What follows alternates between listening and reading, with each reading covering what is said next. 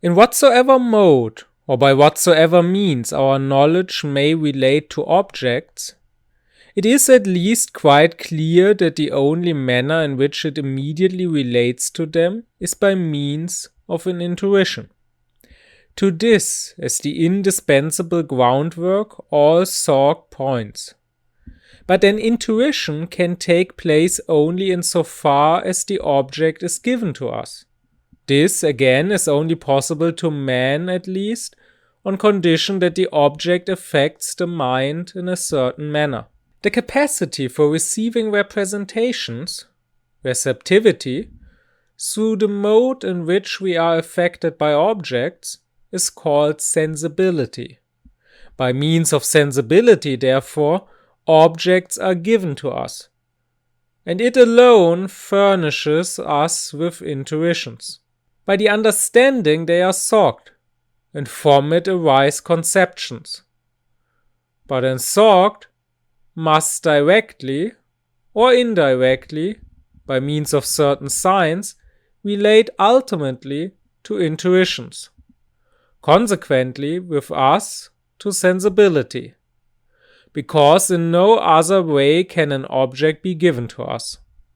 Immanuel Kant. I have already been talking about Kant now for several months, but even though I am pretty much at the beginning of my talking about Kant, and so far I was very general. I talked about what philosophy in general means to Kant. I talked about Kant's methods that he employs in philosophy.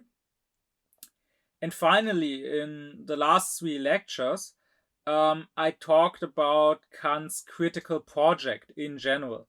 I talked about what criticism means to him as an answer to the conflict between dogmatism and skepticism. I talked about what the general question of all 3 critiques is. That is how synthetic judgments a priori are possible. And finally, I talked about Kant's transcendental idealism as the key to the solution of the question of all 3 of his critiques. Now I want to go into his critical philosophy proper, and I want to talk about the various parts of his critical system. Each of that parts will take several weeks or months to talk about.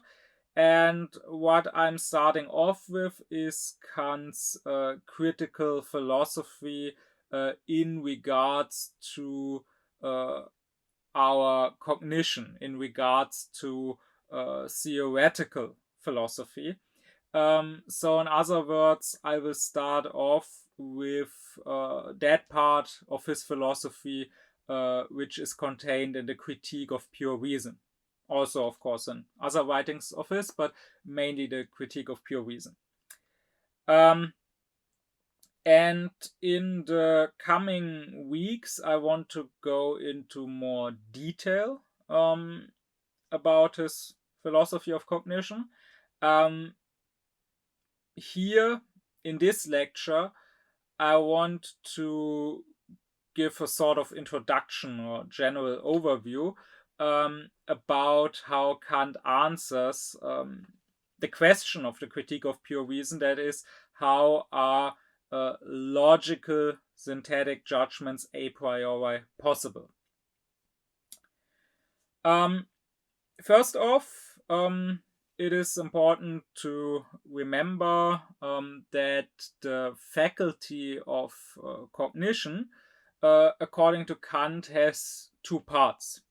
I talked about this 2 lectures ago when I talked about the general question of the critique, the question how are synthetic judgments a priori possible. The faculty of cognition is divided into the lower faculty of cognition, that is sensuality, and the higher faculty of cognition, that is what Kant calls the intellect, or also the thinking faculty. And faculty of cognition is probably not the best general term to group both of these together, because actual cognition in Kant's thinking is only possible through thinking, through the intellect. Sensuality alone, Kant would say, is blind. If I see red or taste sweetness or feel warmth or whatever, that in itself is not yet cognition. That is just a sensation. But I need my thinking to understand what this sensation means, where it's coming from. So one would not be wrong to just call the intellect or faculty of thinking, to just call that part the faculty of cognition. An alternative general term that encompasses both the intellect and the sensuality could maybe be a faculty of representation, which is also a term that one can find in Kant sometimes, and which is a term that was used in the Wolffian philosophy in Germany in the 18th century. Because a representation in the philosophical terminology of that time is the general term for, well, any content of our psyche. So no matter whether it's a concept, an idea, a sensation, a desire, a feeling, all of those are representations. A representation doesn't necessarily have to be conscious in order to be a representation. I already mentioned this before. There was in the Leibniz-Wolffian philosophy and also in Kant, there was the term of dark representations, that is, representations that are in us, they are in our psyche, but we are not really conscious of them. They are sort of unconscious. One example I gave and that Kant would use is when you look at the Milky Way, you do have representations of all the various millions of stars, because after all, they make up the Milky Way. They are what you see, but you don't actually see the stars distinctly, and so you might not be aware that what you are seeing, that this white milky nebula at the sky, is just a bunch of stars, and therefore the distinct stars, they are just dark representations.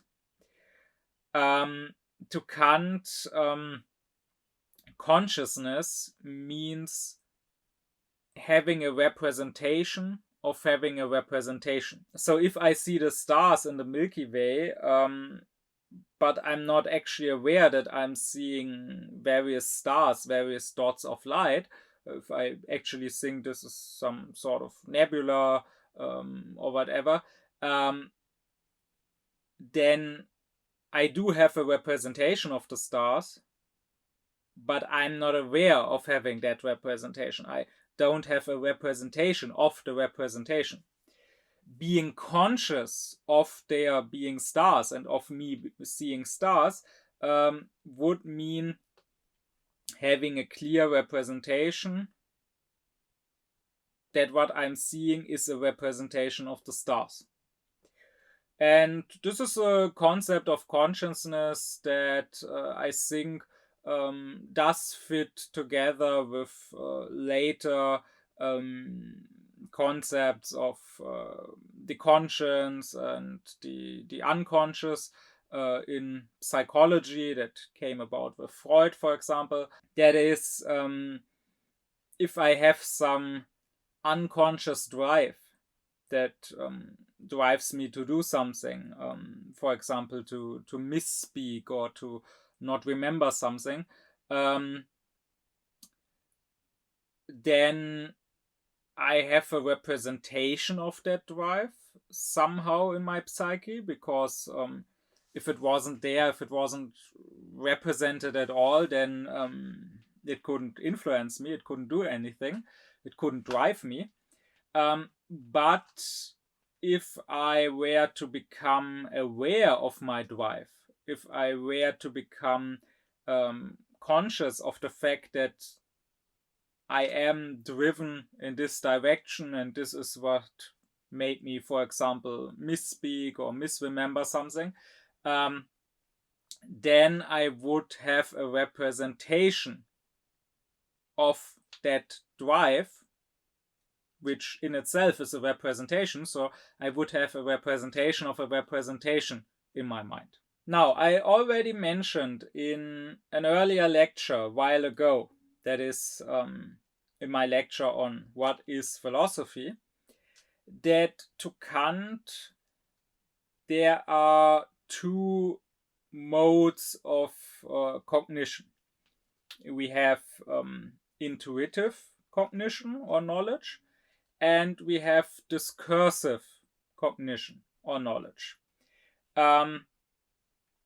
Intuition, that would be the Latin translation Kant gives. He says the Latin term would be intuitio, so intuition. But the German word that he uses is Anschauung. And Anschauung would be something like view. Etwas anschauen means to view something.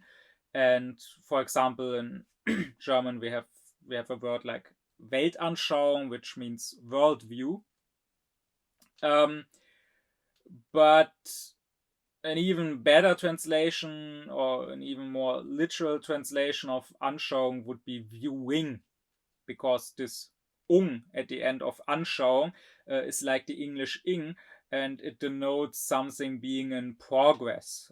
So the Anschauung is not a stale thing, a static thing, but it is something that is actively happening.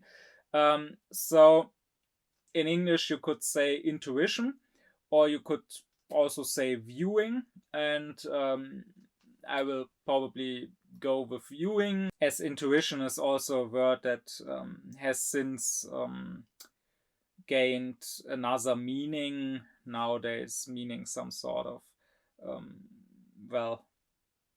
sudden insight into some truth that you can't really explain where it's coming from, and that is not what Kant means by Anschauung. Rather, what he means, this intuitive knowledge, this viewing, is immediate knowledge of something. When you see red, or when you feel cold, or when you taste salty, you immediately know there's red, there's cold, there's saltiness.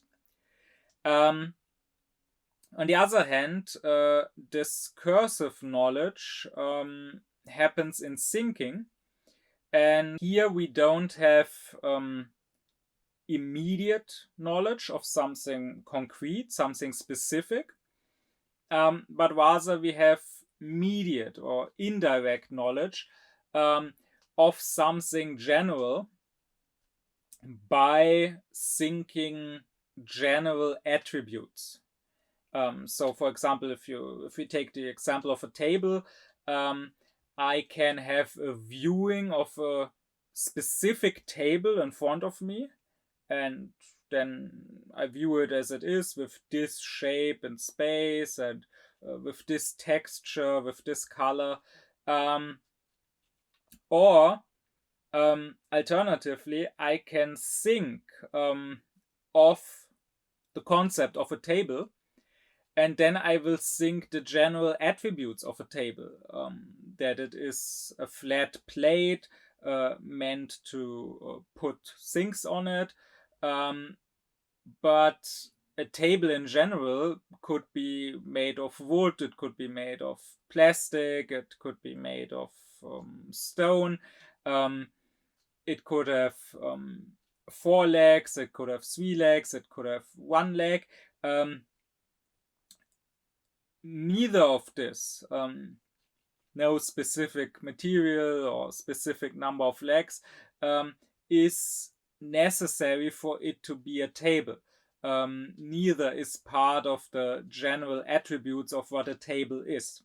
So that is discursive knowledge, or that is thinking, as opposed to the viewing, to the intuitive knowledge. Now in human beings, intuition or viewing, that is immediate knowledge of something specific, is identical with sensuality, so with the lower faculty of cognition. That means all our viewing is sensual viewing. And on the other hand, in human beings, discursive knowledge, thinking, that is immediate knowledge of something general, of a general concept with its general attributes, is identical with the higher faculty of cognition, is identical with intellectuality. And this distinction between sensuality and intellectuality, saying that sensuality is viewing, is immediate, and intellectuality is thinking, is mediate, that Kant calls the logical distinction between sensuality and intellectuality. 2 lectures ago, in my lecture about Kant's question, how are synthetic judgments a priori possible, I gave another distinction between sensuality and intellectuality. I said that sensuality is the receptive faculty of cognition. So here we are passive. We are affected somehow by things. And intellectuality, on the other hand, is the spontaneous faculty of cognition. So here we are active. We are producing certain representations. This distinction Kant calls the metaphysical distinction. And this logical distinction, so once again, sensuality being viewing, intellectuality being thinking, that logical distinction is true only for human beings. The metaphysical distinction, sensuality being receptive and intellectuality being spontaneous, that is true for all beings. Because what Kant is stressing is that only for us, the viewing, the intuition is sensual. But it doesn't necessarily have to be for all beings. It is possible, Kant says, to think of an intellectual intuition or intellectual viewing. So it is possible to think of an intellect that doesn't think concepts, doesn't think general attributes, but rather an intellect that views the things. And that would be the intellect of God, Kant says. I will stress, however, that by this, Kant doesn't mean to say that there is a God, And he doesn't mean to say that if there is a God, we know about this God's nature. We know how this God is, so we can say that he has an intellectual viewing of things. Rather, this is just how we as human beings might conceive of the idea of God. And this is not meant by Kant as an attempt to understand God or to understand if there even is a God, but rather to understand ourselves. So when Kant talks about intellectual viewing, he only does so to contrast it with our sensual viewing. And he only says we can think of such an alternative type of viewing. We can imagine this alternative type of viewing that we don't have in order to better understand the type of sensual viewing that we do have, and also in order to understand what it isn't.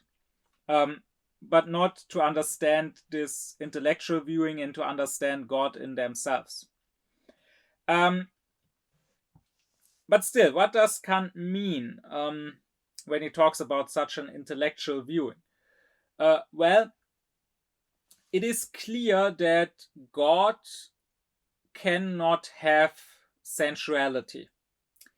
If, according to the metaphysical definition of Kant, if sensuality means being receptive, perceiving things as they affect me, being passive, then that means depending on the things in a way.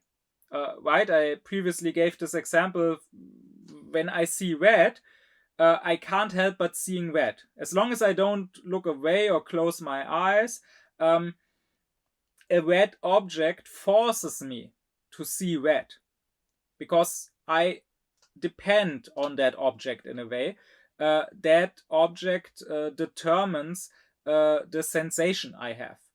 It affects me in a way, and that affection appears as the color red. And that is not possible in God. God must not, if he is to be unlimited and self-contained and all-powerful, God must not depend on a thing. He cannot be forced by a mere thing, a creation of his, to, for example, have this red sensation, whether he wants to or not. So God cannot have sensuality. He can have intellectuality, as intellectuality means being spontaneous, being active. And that is something that fits with the idea of God. However, if his intellectuality was like ours, that is, if his intellect was a thinking intellect, a discursive intellect, that would mean that God could think of general concepts like tree or dog or human, but he could not know of specific particular objects. So he could maybe think of what a dog is, what the concept of a dog means, what the general attributes of dogs are, that they are mammals, that they have 4 legs and so on. But he could not know about specific dogs in the world. How many dogs there are, where there is a dog, what exactly that dog looks like, what the color of that dog is, and so on. He could not know that because the dog could not affect him sensually. He could only think of the concept of a dog. And this, however, would mean that God would not be all-knowing. He would know maybe all the concepts, all the generalities, so to say, but he would not know the particular things going on in the world. And this is a problem that, for example, the philosophy in the Middle Ages built on Aristotelian thought wrestled with. That, for example, the Muslim philosophy of the Middle Ages wrestled with, and someone like Al-Ghazali criticized Avicenna or even Zeno exactly for this, saying basically, your God, your Aristotelian God, can only think universals, but he can not know about particular objects, and that would mean he is not all-knowing. That can't be.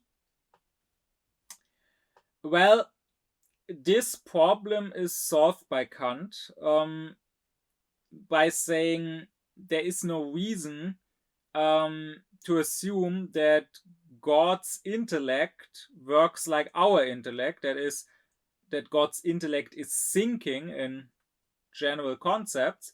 Rather, God's intellect could be viewing things. God could have an intellectual viewing, an intellectual intuition of things.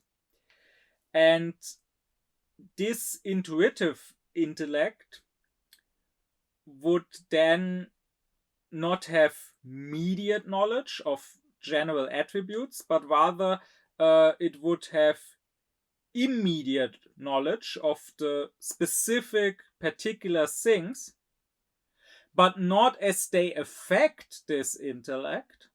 This intellect would not be passive, as sensuality is, but rather this intellect would, because that is what intellect means to Kant, it would be spontaneous, it would be active. So it would view the things not as they affect it, but rather as it, the intellect,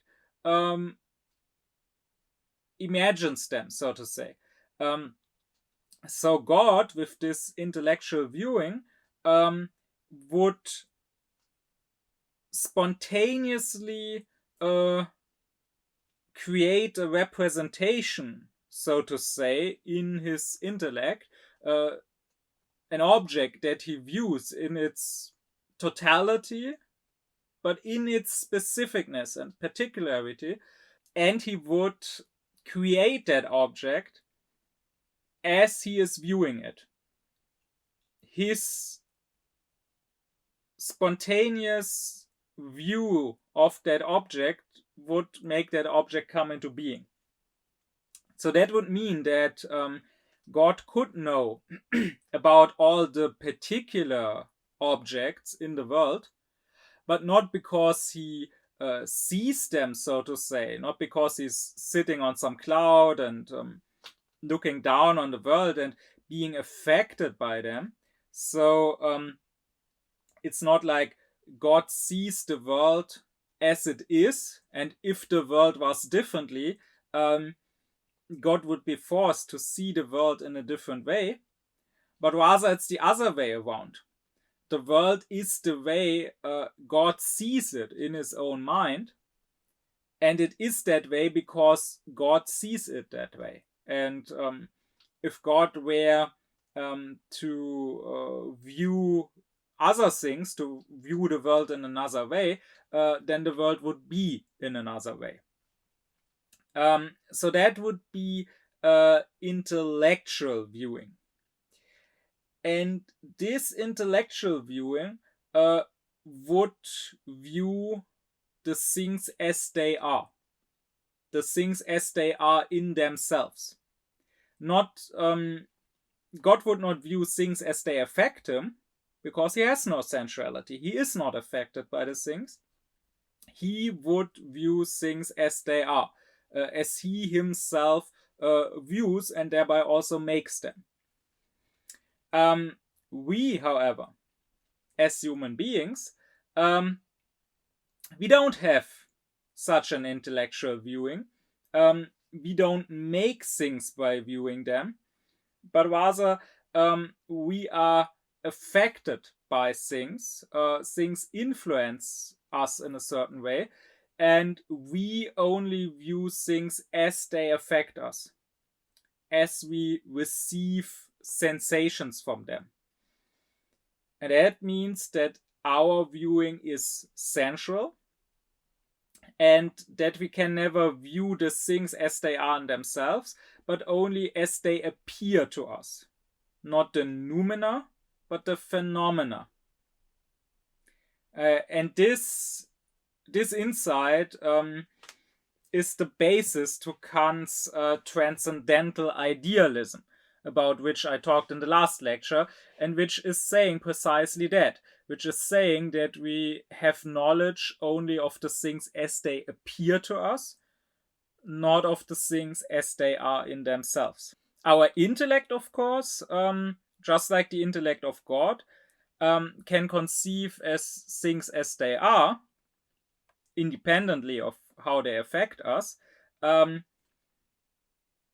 but our intellect can only think of concepts.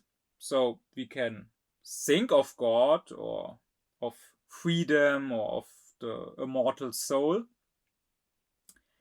but as those things don't affect our senses, and as we don't have an intellectual viewing, we can only think of them in general terms, but we cannot view these noumena. We can only view phenomena, only view things as they appear. I want to make a side note before I go on, and that is that Fichte, who to me is the most important philosopher of all, Fichte says there is such a thing as intellectual intuition or intellectual viewing in human beings. And if you just hear that, you would probably think that Fichte is disagreeing with Kant. Kant says there is no intellectual viewing. There may be in God, but there is none in human beings.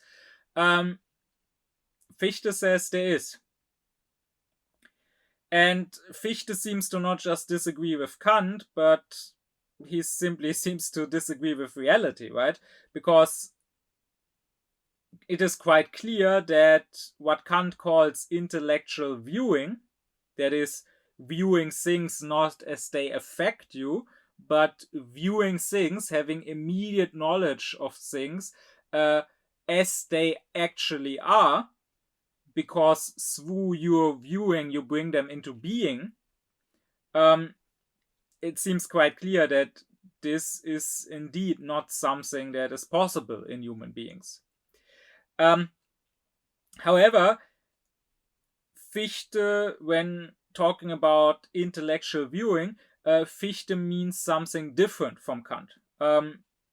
Fichte actually agrees with Kant that which Kant calls intellectual viewing does not exist in humans.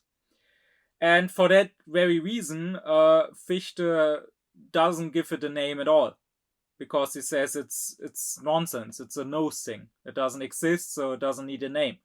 And rather, the name intellectual viewing, intellektuelle Anschauung in German, by Fichte is applied to basically consciousness, self-consciousness. And this is something that Kant doesn't do, but it is a thought that still has a basis in Kant, because Kant says that you can't really define what a representation is. Once again, representation is the general term for any sort of content of our psyche. Concepts, ideas, notions, sensations, feelings, desires, they are all representations. And I can probably define these specific representations. I can probably talk about what's the difference between a concept and a sensation. But a representation in general, Kant says, cannot be defined or explained. If there was a person who had no representations at all, you could not explain what a representation is to that person. Just like you cannot explain what the color red is to a blind person or to anyone who has never seen it before. But then someone who had no representations at all would also not be a person at all. That would be a stone maybe or some other object, but not a person with some sort of consciousness. So Kant says you cannot define what a representation is. You need to just know it.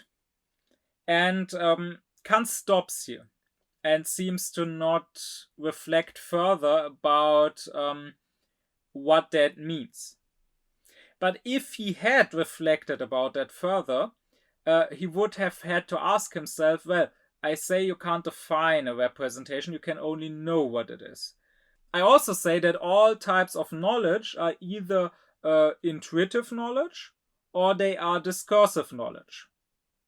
Well, what a representation is cannot be discursive knowledge if I can't define it, if I can't explain it in general terms.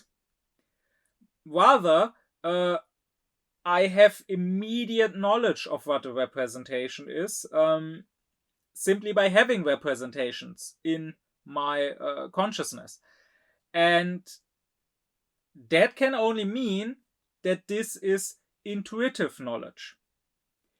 And this sort of intuition or viewing, that is, viewing your own representations, viewing the thoughts and feelings and desires and sensations that you have, that is what Fichte calls intellectual viewing. So we see that Kant and Fichte simply use the term to describe or to name different things, but they are not actually in disagreement. Fichte agrees with Kant that that which Kant calls intellectual viewing is something that human beings cannot have.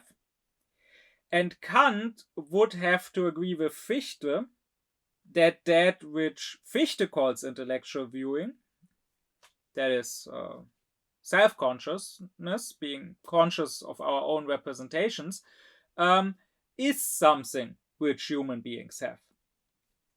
Why am I talking about this? Why am I making this digression?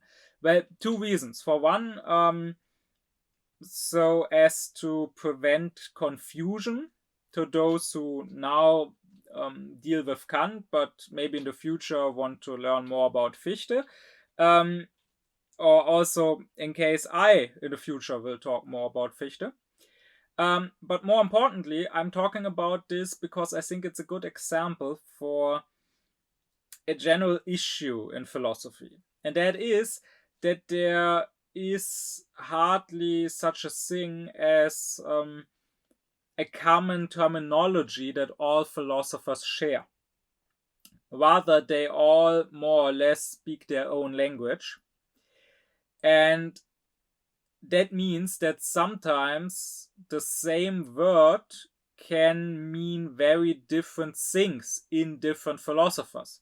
And that means that sometimes the latter of two philosophers can be in disagreement, like Kant saying we don't have intellectual viewing and Fichte saying we do have intellectual viewing.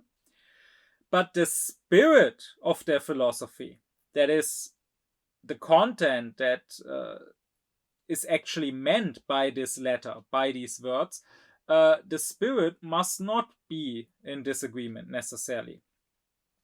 And this is just one example. I could give other examples from other philosophers. For example, I've been asked, how can you like Kant and Fichte, to whom morality is so important, but then also like Nietzsche, who attacks morality?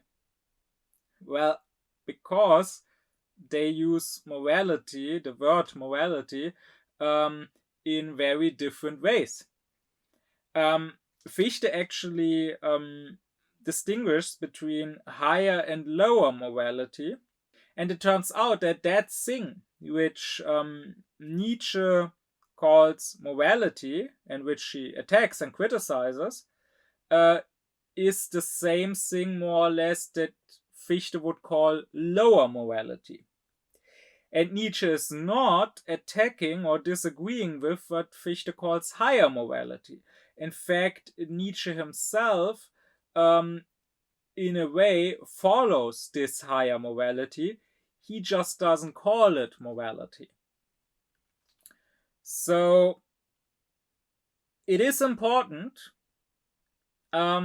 when dealing with philosophy, when reading philosophers, to be very much aufklärt when doing so. That is, it is important to think for yourself. You must not let the words lead you and lead your thinking, and you must not believe that if you read the same words in different philosophers, they denote the same things also, but rather you must be independent and critical enough in your thought to grasp the spirit behind the letter, to not stop at the mere words at the surface, but rather go deeper and ask what the words mean. And then you can find that some philosophers who may seem to disagree on the level of words are actually in agreement when it comes to the content of the philosophy. But back to Kant. How does he answer the fundamental question of the critique of pure reason? That is, how are synthetic judgments a priori, or more precisely, how are logical synthetic judgments a priori possible? Well, Kant's answer is based on the insight that all cognition needs some sort of viewing, some sort of intuition. Thinking is, of course, important to Kant.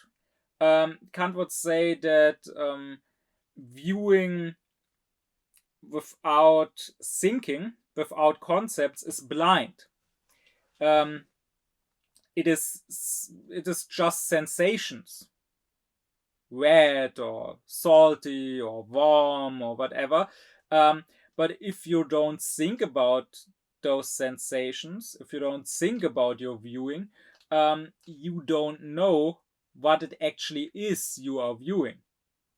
In a previous lecture, I used Kant's example of a savage who sees a house.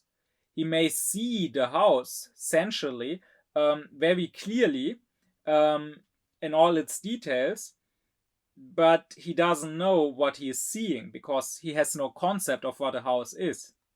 Or I used the example of an archaeologist who digs up some object, some tool or whatever, but he doesn't know yet what it is. So thinking is important because without it, our viewing is blind, Kant says. But on the other hand, he says that thoughts or concepts that are not, so to say, filled with viewing, with intuition, they are empty. Our thinking is giving a form to material, but our viewing, and our viewing is always sensual viewing, our viewing is giving that thinking material. Without thinking, the material would not receive a proper form. It would be chaotic. And that is the case, Kant would say, for the animals. The animals have only sensuality. They have no higher faculty of cognition, no intellect. And therefore, they view things, they are affected by things, and they react to these affections but they don't know what they are actually doing. They don't reflect about this. They don't have a conception of the things. But on the other hand, our thinking would be an empty form without content, without material, if it didn't receive material from sensuality that it then can form and bring order into. So Kant would stress this aspect, that mere thoughts are empty if there is no viewing. So I can of course think of an unknown color that no one has ever seen. And of course I can think that maybe out there's a planet where things have some color that no human eyes have ever seen. But that is an empty thought. Without actually viewing that new color that I didn't see before, I don't know if such a thing exists.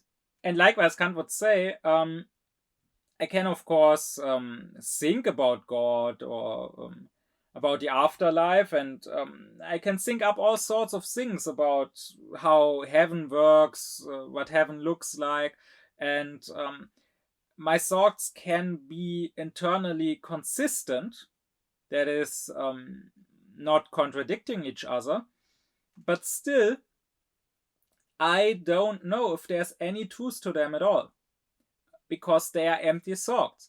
As long as I don't have a viewing of heaven, for example, I don't know what truth there is to my thoughts. And also in this world, I can think up, for example, new forces of nature.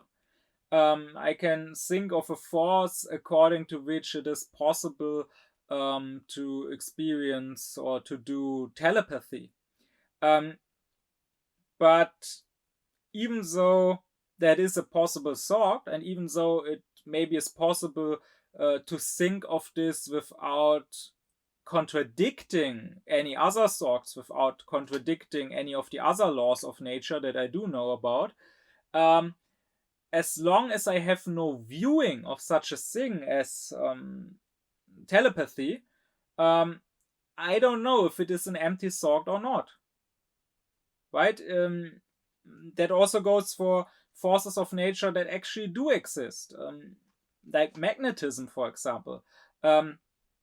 If no one had ever experienced it, I could still think of a force of nature that is able to attract metal over a distance without touching it. But as long as I have no viewing of magnetism, or at least of its effects, I would not know that such a thing really exists. I would not know if my thought is empty or not. What Fichte would stress is mainly the fact that mere thinking, without any viewing involved, is, so to say, flowing ungrounded in space, because there will never be a last final proof for what I'm thinking. When I'm viewing something, I don't need such a final proof. When I'm viewing the color red, or when I'm tasting saltiness or feeling coldness or whatever, I just know that this is my viewing. I don't need further proof. Maybe I need to ask, why am I seeing red? What is causing this sensation? Is there really a red object, or am I just dreaming or whatever? But me seeing red, if I see red, doesn't need further proof. I know immediately that I see red. For our discursive knowledge, for our judgments, this is not the case, however. If, for example, I say that Socrates is mortal, I don't immediately know this to be true. I can conclude it when I say, for example, well, all human beings are mortal and Socrates is a human being. Then it follows that Socrates is mortal. But then someone could ask me, okay, fine, yes, Socrates' mortality follows from him being human and from all humans being mortal. But how do you know that all humans are mortal? And this too, I could prove through a further premise. I could say, well, all animals are mortal and human beings are an animal species, and therefore we can conclude that all humans are mortal. But then again, someone could ask, how do you know that all animals are mortal? And we see here that no matter how far back I go with my proofs, at some point I will have to just stop, to just break this line of further proofs off. And that means that all of it is just floating, so to say, but has no real ground that it is grounded in. And just like someone could say, okay, Socrates is mortal because all human beings are mortal and Socrates is a human being, someone else could claim Socrates' soul is immortal. Socrates lives on after his death. And if I ask him why, or if I ask how do you know that, he could say, well, because the soul is immortal and because Socrates has a soul. And that is a correct conclusion, right? If all souls are immortal and if Socrates has a soul, then it follows by necessity that Socrates must live on. His soul must live on after death. Just like if all humans are mortal and Socrates is a human, it follows by necessity that Socrates must be mortal. So how could I say that the first argument is any weaker than the other argument? I need, at some point, sooner or later, I need to leave the mere discursive thinking and the mere drawing conclusions from some premise. And I need at some point to have a viewing, an immediate viewing of something. The fact of the matter is simply that I know that human beings or animals or living beings in general are mortal because I have a viewing of that. On the other hand, I don't know that human beings have an immortal soul because I have no viewing of that. Might be true, but I can't view that soul. I never viewed a soul living on after death of the physical body.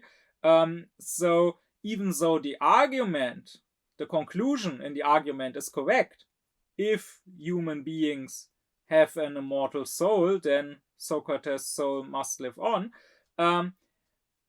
Even though the conclusion is correct, I don't know if the argument as a whole has any truth of it or if it's completely empty.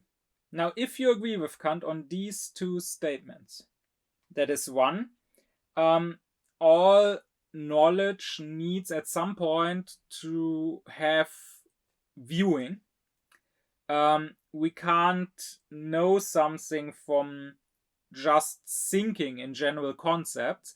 Those thoughts will always be empty if they are not filled with material that viewing gives us. And two, our viewing as human beings is only sensual. That is, we only view the things as they affect us, as we receive sensations from them. We don't have an intellectual viewing of things as they are in themselves.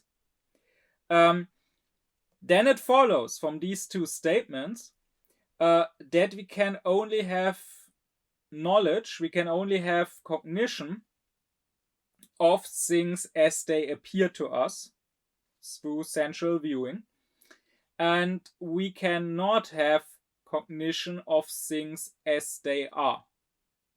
And that is exactly what transcendental idealism, about which I already talked in the last lecture, is saying. We cannot know the noumena, that is the things in themselves. We can only know the phenomena, the things as they appear to us. We can think about the noumena. I can think about God or freedom or the immortality of the soul, and I can think about what they may be in themselves, independently of me and how they affect me. But all of those thoughts are just empty thoughts. I don't know if what I'm thinking is true or if it's complete nonsense. I always, in order to have actual cognition and not just empty thoughts, I always need some sort of viewing, and that will, since I'm a human being, that will always be some sort of sensual viewing of the object as it affects me, as it appears to me. That means that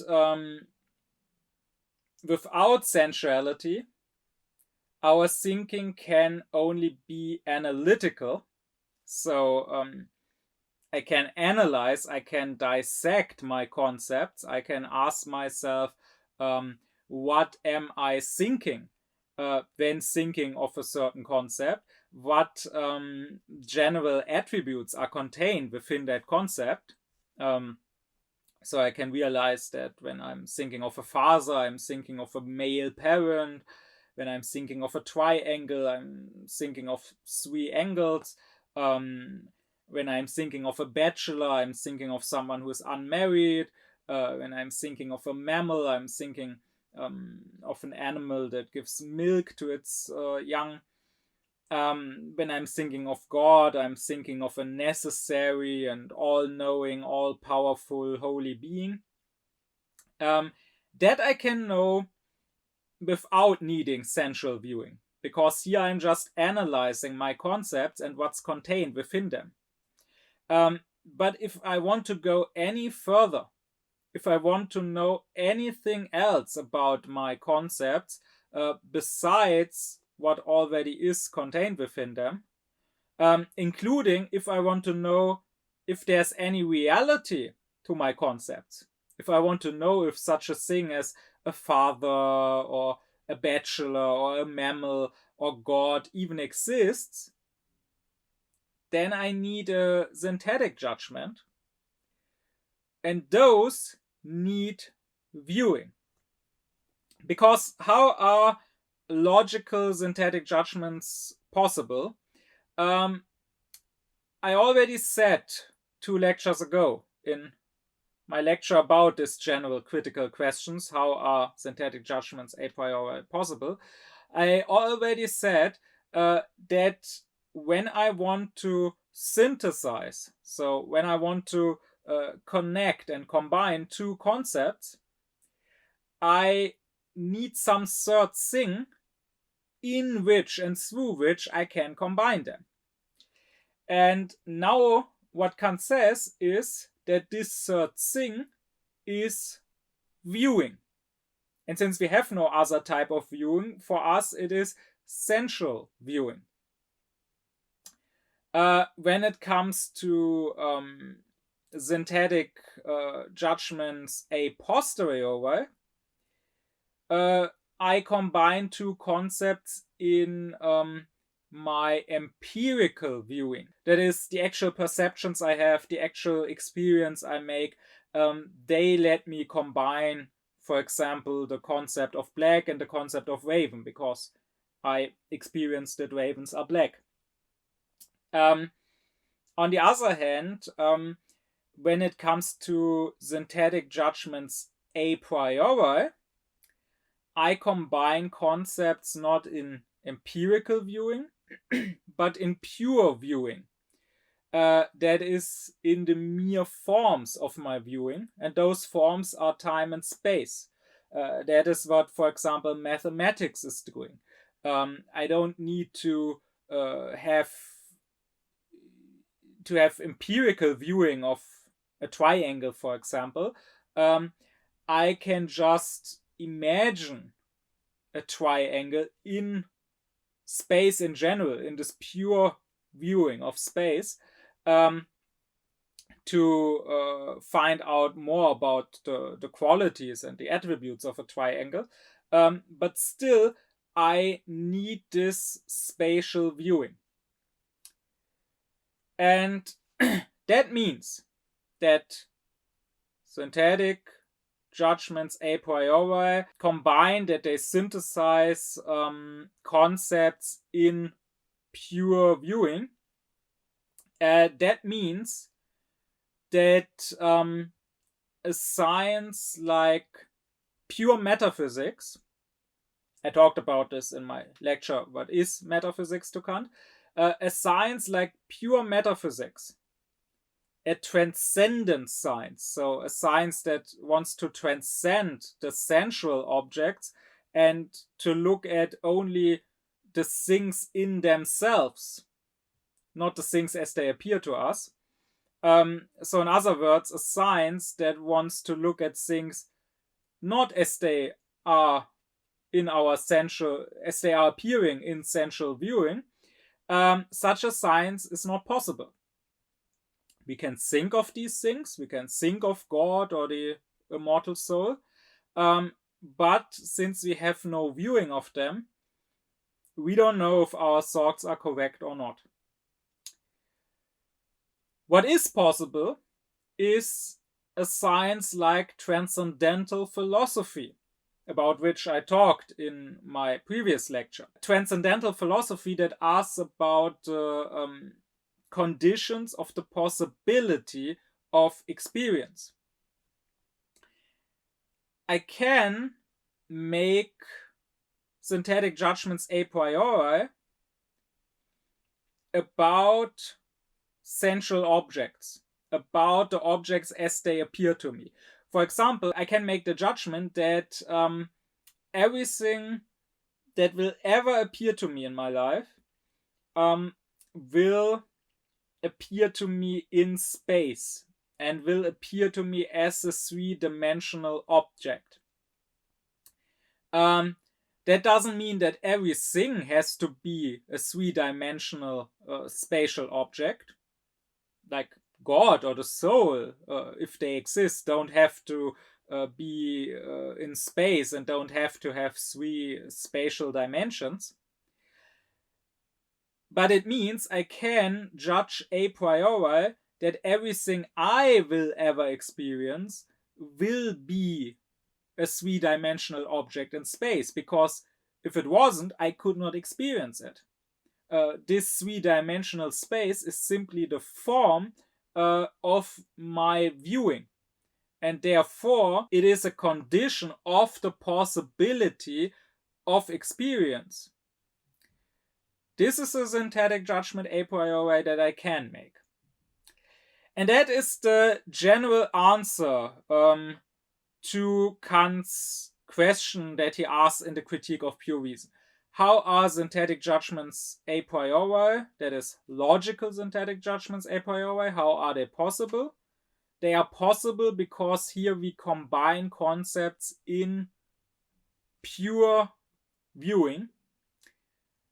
But since that viewing is still, even if it's pure viewing, sensual viewing, it is still a viewing of the things not as they are in themselves, but as they appear to us. That means we can only make synthetic judgments a priori about objects of experience. Not necessarily objects that we actually are experiencing, but objects that at least potentially could be experienced. While about objects that are beyond any experience, like God, we can only make analytical judgments, like we can think about what does our idea of God contain.